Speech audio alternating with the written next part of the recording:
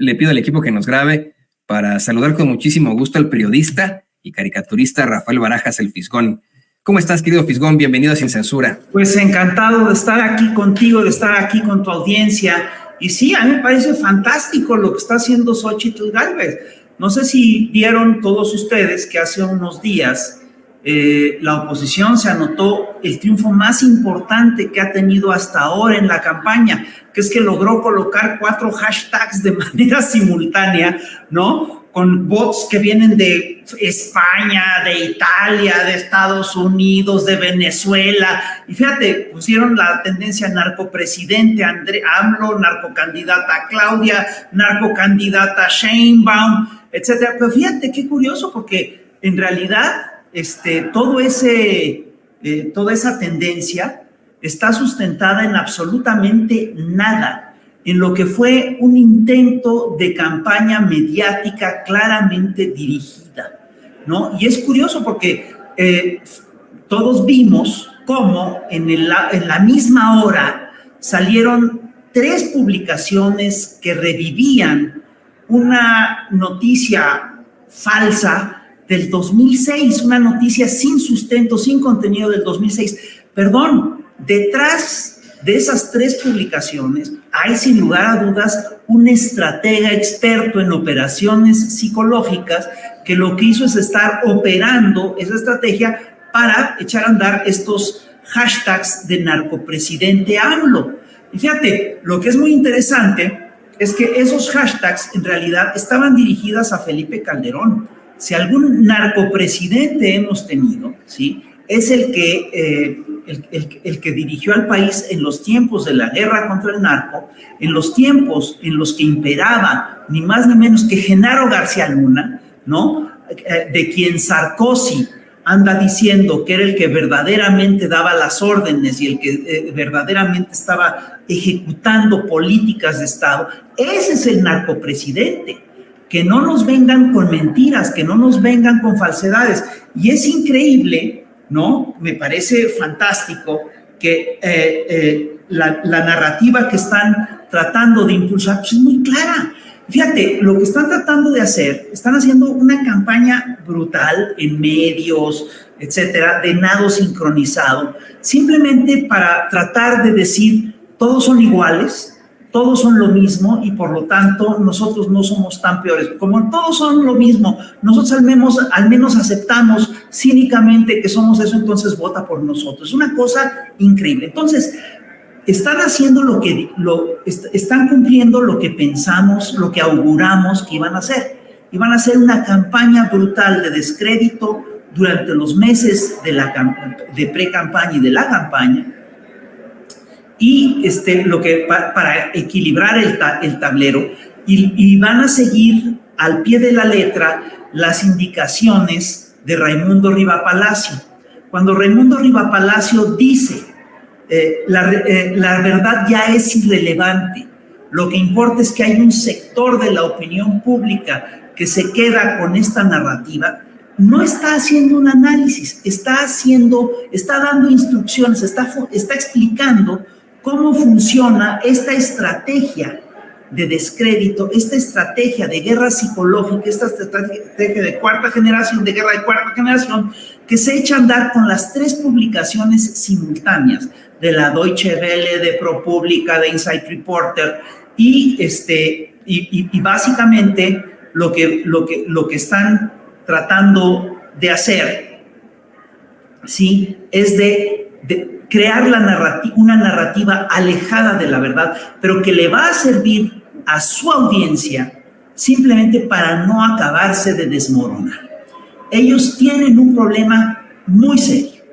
Este grupo de la oposición está en plena descomposición. Van a pasar de ser oposición a descomposición. Si tú revisas las encuestas, es claro, tenemos que hay encuestas en las que Claudia le gana a Xóchitl por más de 30 puntos, es una cosa brutal, y en todas las encuestas le gana por más de 20, y hay encuestas en las que le gana por más de 30, es una cosa salvaje, ¿no? Es una cosa que ya no tiene retorno. Y tenemos además la claridad de que en el horizonte el PRD está a punto de perder el registro y que el PRI lo va a perder en algunas zonas.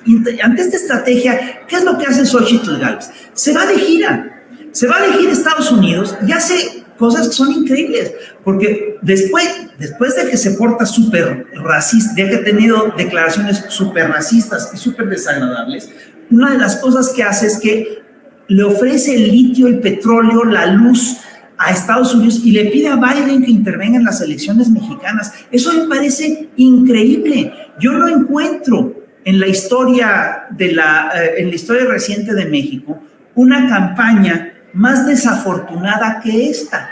Y después de irse a Estados Unidos, donde además los compañeros, los compatriotas la repudiaron de manera organizada, pero totalmente pacífica, ¿no? Porque hubo y tuvieron que hacer esa cosa absurda de que en vez de que Xochitl saliera a dar la calle y decir, no, mira, podremos tener desacuerdos, pero yo opino esto, en vez de portarse como la mujer valiente que siempre presumió ser, la señora manda a un señuelo y se sale por la puerta y se escabulle por la puerta trasera. Es una cosa verdaderamente, pero además después lo presume en redes sociales, me parece increíble. Bueno, después de esta gira tan desafortunada, Xochitl Gálvez ahora se va a hacer una gira a España. ¿Cuál es la comunidad importante mexicana que está en España?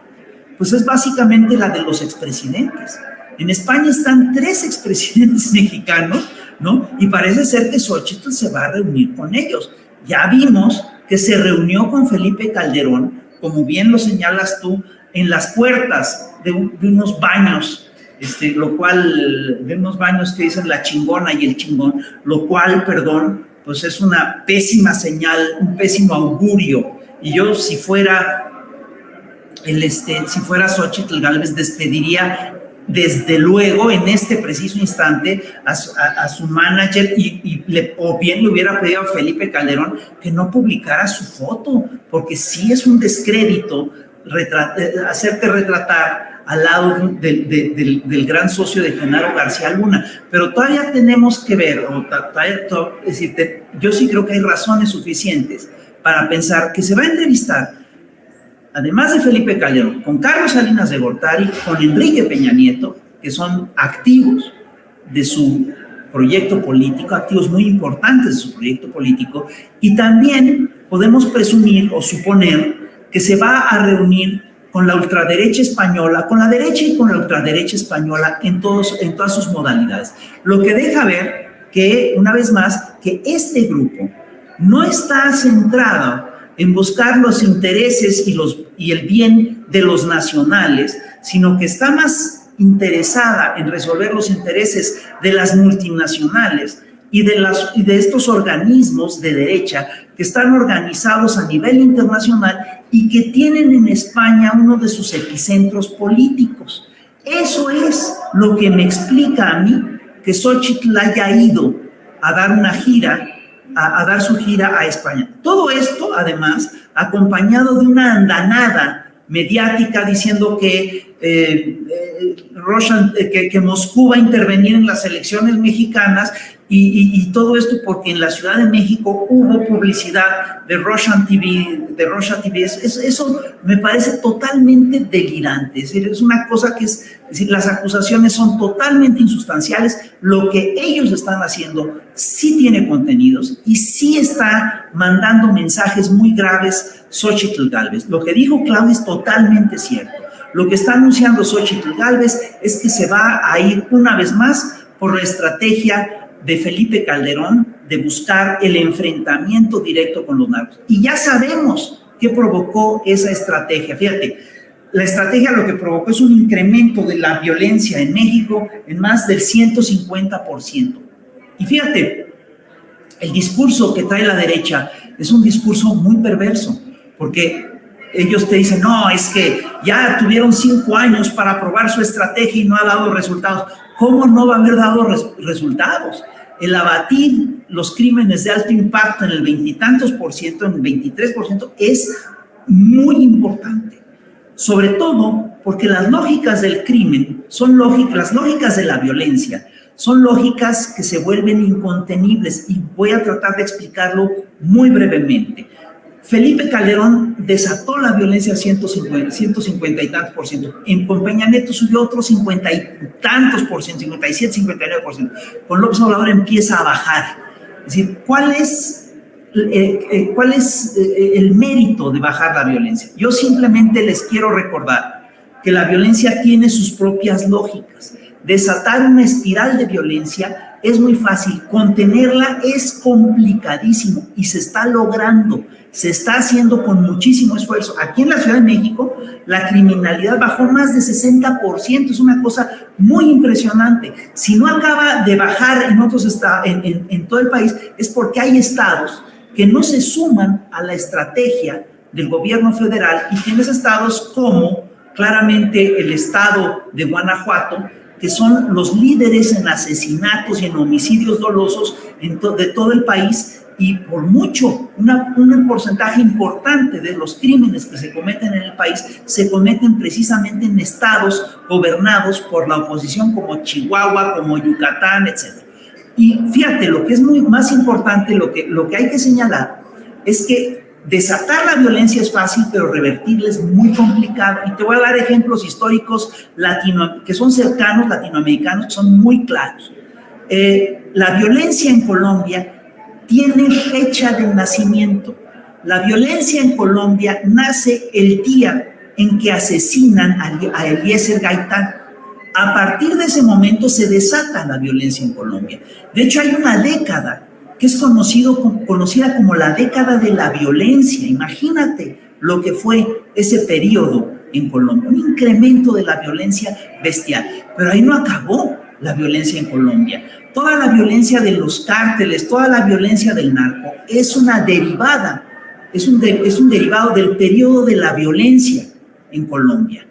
Y tú dime si en Colombia alguna vez tuviste un resultado de que empezó a bajar la violencia. Empieza a bajar hasta después de esfuerzos larguísimos de décadas. Es decir, es una cosa muy complicada.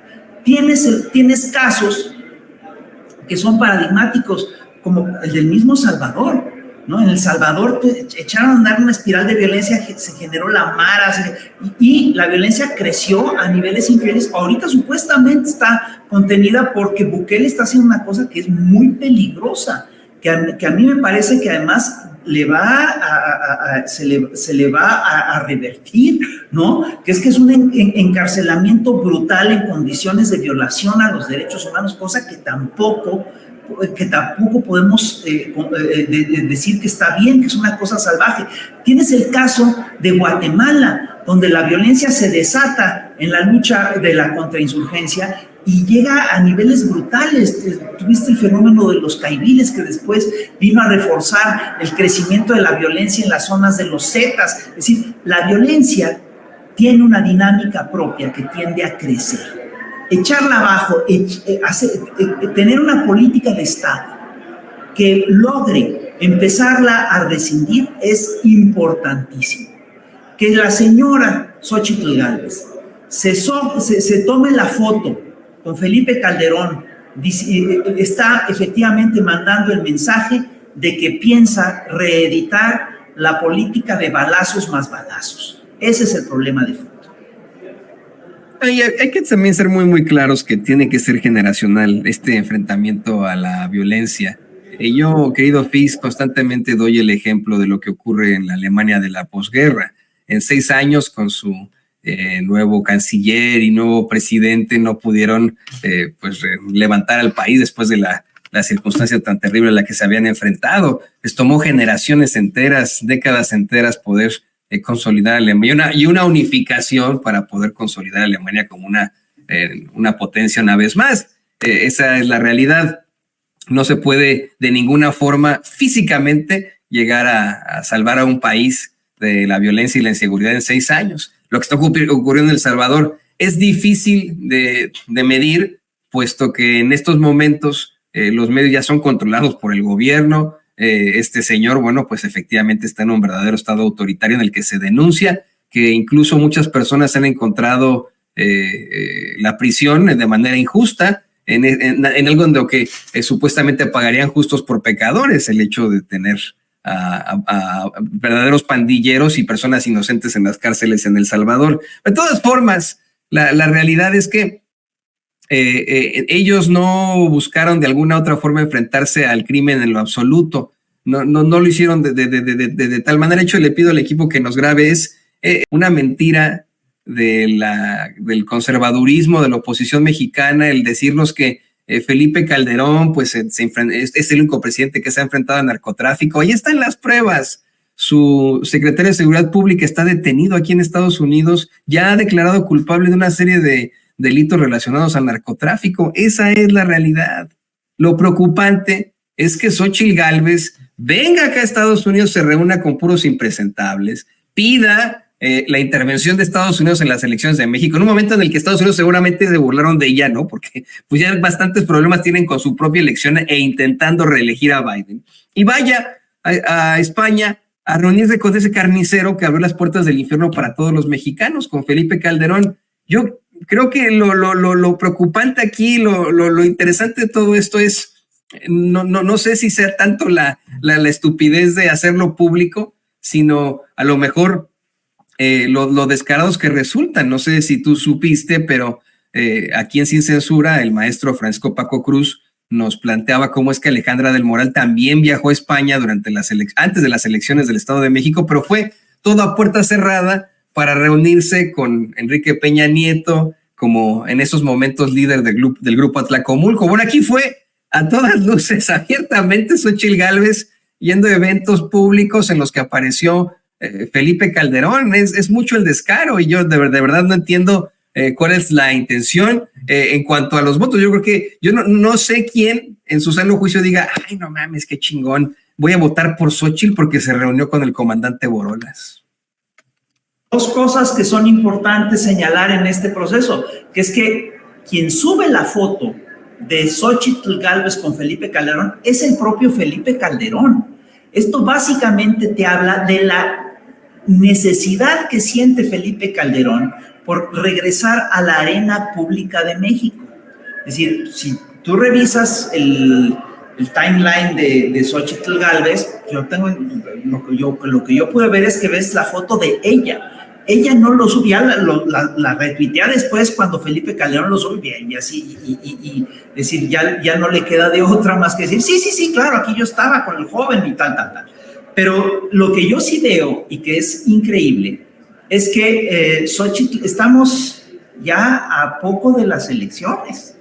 Estamos, fíjate, a mediados de febrero. Las elecciones van a tener lugar a principios de junio. Xóchitl Gálvez tiene, según según sus propias encuestas, tiene 15 puntos menos, ¿no? Que lo de. Bueno, la que acabo de sacar ahora, México Elige, que es esta empresa que aparte sus propietarios trabajan con ella ahí en la campaña y que está gritoneando Kenia López, dice que son 8 puntos, pero de todos modos son 8 puntos que cualquier estadista diría que es un mundo. 8 puntos en una elección no solo define la elección, es un abismo, ¿no? No, 8 puntos, es decir, ella tendría que estar remontando dentro de sus propias lógicas esos 8 puntos en estos 4 meses, en estos meses que quedan.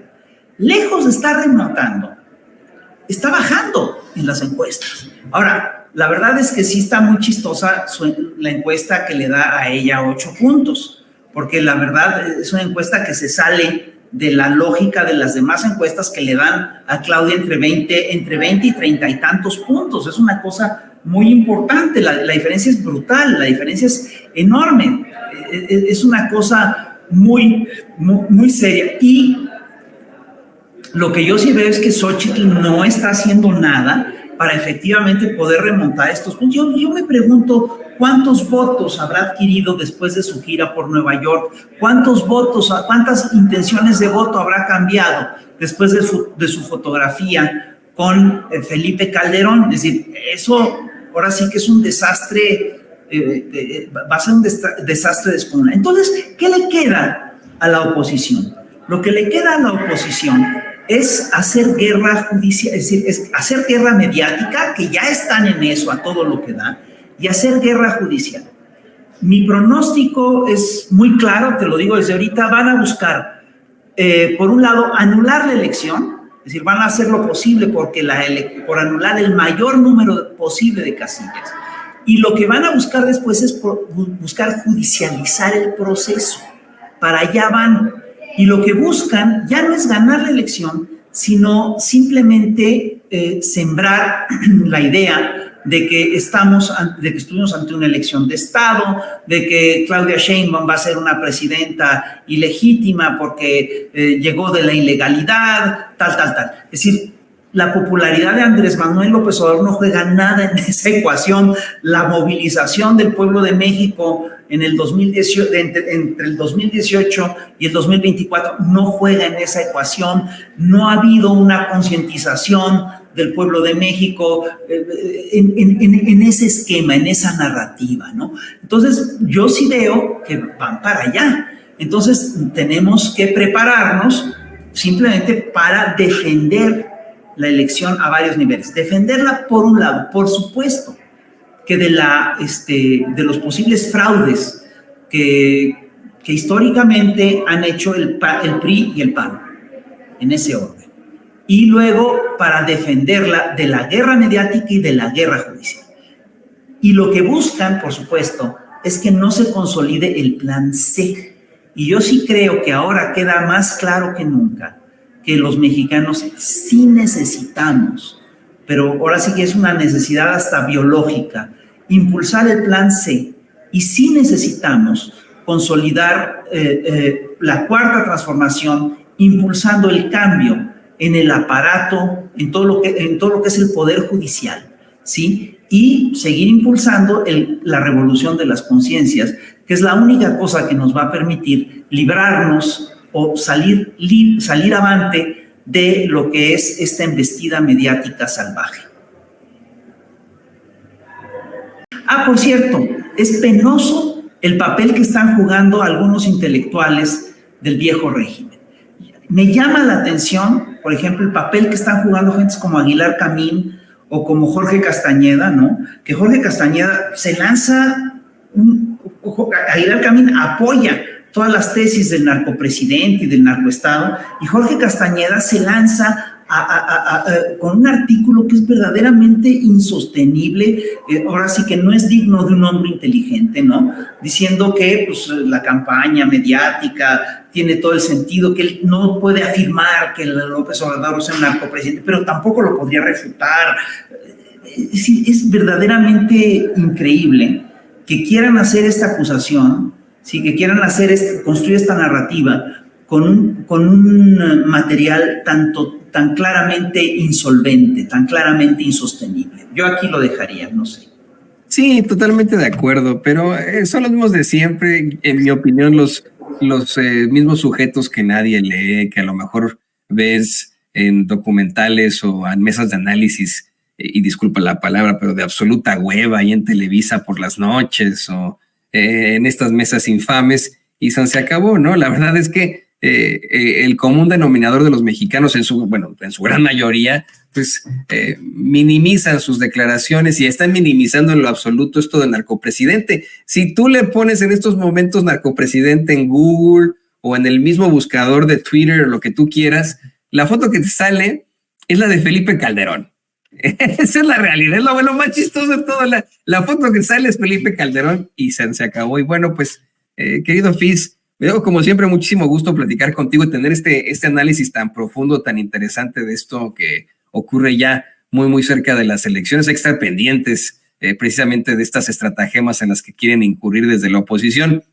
Mientras tanto, bueno, pues te pido que por favor nos compartas tus redes sociales para que la gente se ponga en contacto contigo. Claro que sí, yo estoy en Twitter como fisbomonero@yahoo.com.mx y les pido que se acerquen a las redes del instituto y que sigan una cuenta que a mí me gusta mucho, que son pues las patrañas, la patranas creo que se pone, porque es toda una serie de tweets que están sacando aquí algunos compañeros donde simplemente desmenuzan las mentiras que está soltando la oposición y que son verdaderamente penosas e insostenibles. A mí me daría vergüenza sostener esas cosas. Sí, no, y así pasarán a la historia, pero ese es el mismo Jorge Castañeda que hoy fue exhibido por haber buscado la muerte de López Obrador, el asesinato de López Obrador durante el desafuero, el mismo infame que le llamó pueblo arrabalero y horroroso al honorable pueblo de Putla, de donde es originario el maestro Macedonio Alcalá, quien pues es el artífice del himno no oficial de Oaxaca, Dios nunca muere, y etcétera, etcétera. Así están pasando la historia. Y mira, no es porque me caigas muy bien, pero tú tendrás otro nicho en esa historia, por ejemplo, ¿no? Al hablar de la intelectualidad mexicana, créeme que ellos van a quedar como unos infames, abyectos, y bueno, pues habrá otros casos y nos da mucho gusto que puedas participar aquí en Sin Censura. Al contrario, estoy muy agradecido de estar aquí con ustedes, les mando un abrazo súper cariñoso y estamos en contacto, nos vemos cuando quieran. Ahí está el queridísimo periodista, caricaturista Rafael Barajas, el Fisgón, aquí en Sin Censura. Y oiga, se nos está yendo la hora.